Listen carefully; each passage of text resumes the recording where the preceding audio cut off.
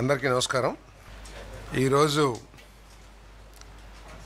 ప్రీతమ ముఖ్యమంత్రి శ్రీ చంద్రబాబు నాయుడు గారి అధ్యక్షతన రాష్ట్ర సచివాలయంలో జరిగిన ఈ కేబినెట్ సమావేశంలో దాదాపు 33 అంశాలకు సంబంధించి చర్చించటం, వాటిని ఆమోదించడం జరిగిందని చెప్పేసి మనం చేస్తా ఉన్నాను. ఆంధ్రప్రదేశ్ వ్యవసాయేతర ప్రయోజనాలకు భూమి మార్పు చట్టం 2006ను రద్దు చేసే డ్రాఫ్ట్ బిల్లు ఆమోదం కోరే ప్రతిపాదనకు రాష్ట్ర మంత్రి మండలి ఆమోదం తెలిపింది.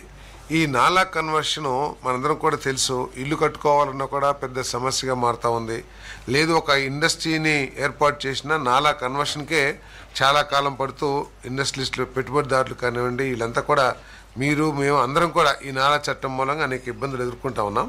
సో ఈజ్ ఆఫ్ డూయింగ్ బిజినెస్లో, స్పీడ్ ఆఫ్ డూయింగ్ బిజినెస్లో దేశంలోనే నెంబర్ 1 స్థానంలోకి వెళ్తున్న ఈ మన రాష్ట్రానికి మరి స్పీడ్ ఆఫ్ బిజినెస్లో, డూయింగ్ బిజినెస్లో భాగంగా ఈ నాలా చట్టాన్ని రద్దు చేయడం జరిగిందని చెప్పేసి కూడా నేను మనవి చేస్తాను.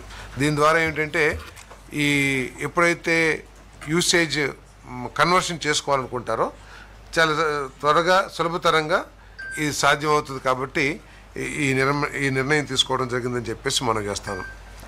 పంచాయతీరాజ్ మరియు గ్రామీణాభివృద్ధి శాఖ చేసిన ఏపీ వ్యవసాయేతర ప్రయోజనాలకు భూమి మార్పు చట్టం 2006 రద్దు నేపథ్యంలో ఏపీపీఆర్ చట్టం 1994లోని సబ్ సెక్షన్ 3లోని సెక్షన్ 60 కింద క్లాజ్ 6 చేర్చి ఆర్డినెన్స్ తయారు చేసే ప్రతిపాదనకు రాష్ట్ర మంత్రి మండలి ఆమోదం తెలిపింది. అంటే ఇదంతా కూడా నేను నాలా మారుస్తున్నాం కాబట్టి చట్టపరంగా తీసుకోవాల్సిన చర్యల గురించి ఏదైతే ప్రతిపాదనలు చేశారో అవన్నీ కూడా కేబినెట్ ఆమోదించడం జరిగింది. చూసారు కదా, ఇలాంటి రియల్ ఎస్టేట్కి సంబంధించి మరిన్ని వివరాల కోసం మా రియల్ ఎస్టేట్ టీవీని సబ్స్క్రైబ్ చేయండి.